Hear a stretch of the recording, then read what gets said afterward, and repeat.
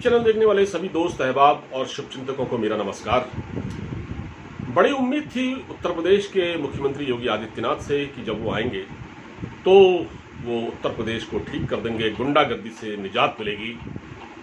लेकिन ऐसा लग रहा है कि जैसे जैसे समय बीत रहा है अपराध कम नहीं हो रहे हैं बल्कि बढ़ रहे हैं। गुंडे, बदमाश, अपराधी बेलगाम हो रहे हैं और किसी को भी मार दिया जाता है।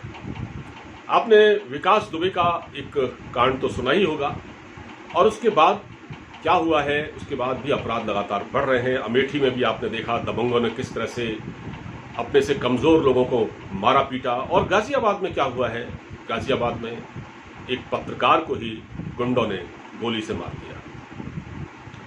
दरअसल ये पत्रकार जिनका नाम विक्रम जोशी था, वो अपनी 2 बेटियों के साथ अपनी बहन के घर डिनर पर गए हुए थे और जब वो वहाँ से लौट रहे थे तो घात लगाए हुए अपराधियों ने उन पर गोली चला दी, जिससे वो वहीं पर गिर पड़े। बाद में उनको अस्पताल ले जाया गया, गंभीर हालत में थे और बुधवार सुबह उनकी मौत हो गई। ये इसलिए हुआ, अब ऐसा क्यों हुआ आप सोचेंगे, इसलिए हुआ क्योंकि विक्रम जोशी ने अपनी भांजी के साथ कुछ लोग उसको परेशान कर रहे थे, तो इसकी शिकायत पुलिस थाने में की। पुलिस ने इस पर ज़्यादा गौर नहीं किया और उसके बाद ये सब हो गया। यहाँ पुलिस की कार्यशैली पर सवाल उठते हैं, जबकि उत्तर प्रदेश सरकार ने, योगी आदित्यनाथ ने अपने सबसे फेवरेट एसएसपी कलानिधि नैथानी को एसएसपी बनाया है गाजियाबाद का।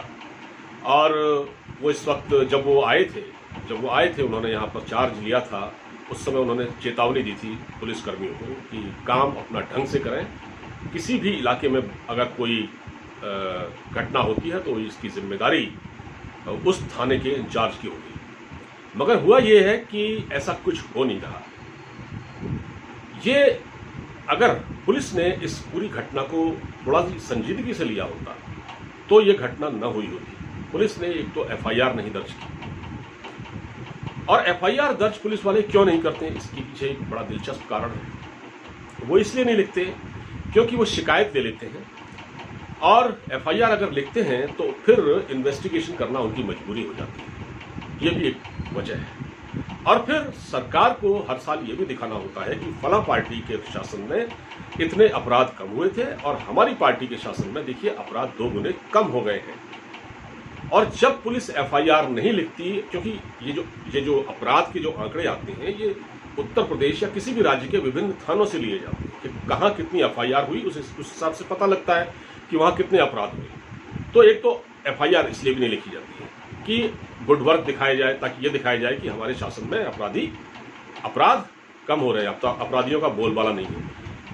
हकीकत यह है कि अपराधियों के मन से कानून का खौफ बिल्कुल खत्म हो गया है।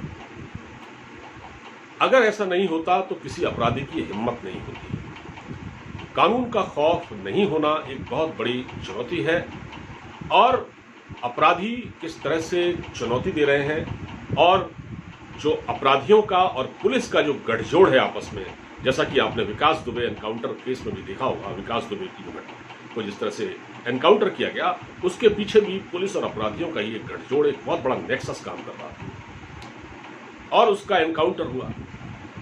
तो सवाल यह है कि क्या ऐसे अपराधियों, अब उसमें से जो 9 लोग हैं जो इस हमले में शामिल थे, पत्रकार को मारने में, उस पर हमला करने में 9 लोगों को गिरफ्तार कर लिया गया है, उसकी गिरफ्तारी कर ली गई है, और जो चौकी इंचार्ज है उसको सस्पेंड कर दिया गया है। अब पुलिस अपनी पीठ थपथपाएगी, बस हो गया, कार्रवाई हो गई। एक बार आपने 9 अपराधियों को गिरफ्तार किया और चौकी इंचार्ज को सस्पेंड किया, बहुत है। ये होता है पुलिस, ये है हमारे यहाँ पुलिस का रवैया, जिसकी वजह से लगातार लोग खौफ में जी रहे हैं। इस वक्त गाजियाबाद में कोई दिन ऐसा नहीं जाता, आप अखबार उठा के देख लीजिए, डेली का आप अखबार उठा के देख लीजिए, चोरी, डकैती, इस तरह की घटनाओं से अखबार भरे पड़े होते हैं। हम ये कैसे मान रहे हैं कि उत्तर प्रदेश में अपराध कम हो रहे हैं? क्योंकि समाचार पत्र इसकी गवाही दे रहे हैं। रोज कोई ना कोई घटना होती है और पुलिस कोई एक्शन नहीं लेती। अगर पुलिस ने वक्त रहते इस पर एक्शन लिया होता तो शायद इस पत्रकार की जान बचाई जा सकती थी वो न मरते। और हकीकत यह है कि ये भी इसमें खबर सुनने में सामने आ रही है कि जब वो अपनी बहन के यहाँ डिनर पर गए हुए थे और वहीं पर उनको कुछ लोगों ने बताया फोन करके कि भाई आसपास कुछ संदिग्ध लोग घूम रहे हैं आपके घर के, तो उन्होंने पुलिस दरोगा को फोन किया, इंस्पेक्टर को फोन किया, तो उन्होंने कहा कि सुनते हैं कि उनकी तबीयत खराब है, वो नहीं आ सकते। ये है पुलिस का हाल। अपराधी मौके पर मौजूद है, पुलिस उसको पकड़ना नहीं चाहती या पकड़ने नहीं आती। अब इसे क्या समझा जाए। और उत्तर प्रदेश सरकार लगातार अपनी पीठ थपथपाती है कि हमने अपराधियों को ठिकाने लगाना है, ठोक देना है।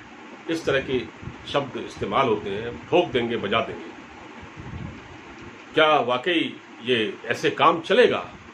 फिर अगर ऐसा है तो फिर उत्तर प्रदेश की मुलायम सिंह यादव की जो सरकार थी, माफ कीजिए अखिलेश यादव की सरकार थी, या पूर्ववर्ती सरकारें थी, मायावती की सरकार थी, अगर वहां गुंडे मवाली बहुत सक्रिय थे तो फिर आप क्या कह सकते हैं? आप अपने को इससे अलग कैसे कर सकते हैं? आप अपने आप को इससे अलग कैसे दिखा सकते हैं? हम तो ये सवाल पूछ रहे हैं। आपने अगर समय रहते ये कार्रवाई की होती तो ये जान बचाई जा सकती थी उसकी।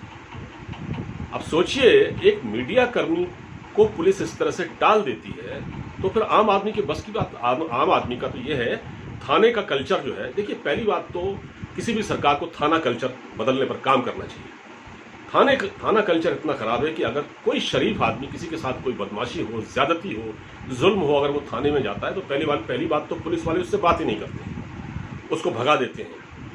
और ज्यादा अगर दबाव पड़ता है तो शिकायत ले लेते हैं, FIR दर्ज नहीं करते।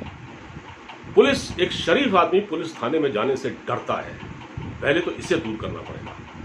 एक ग्रास रूट लेवल पर काम करने की जरूरत है पुलिस में, तभी इस स्थिति से निपटा जा सकता है। उत्तर प्रदेश देश का सबसे बड़ा सूबा है और जहां अगर कानून व्यवस्था की हालत यह है तो आप समझ सकते हैं कि उत्तर प्रदेश की सरकार क्या कर रही है। इस पर ढेरों सैकड़ों सवाल लगातार खड़े होते हैं। तो फिलहाल मैंने आज के लिए ये वीडियो आपके लिए बनाया।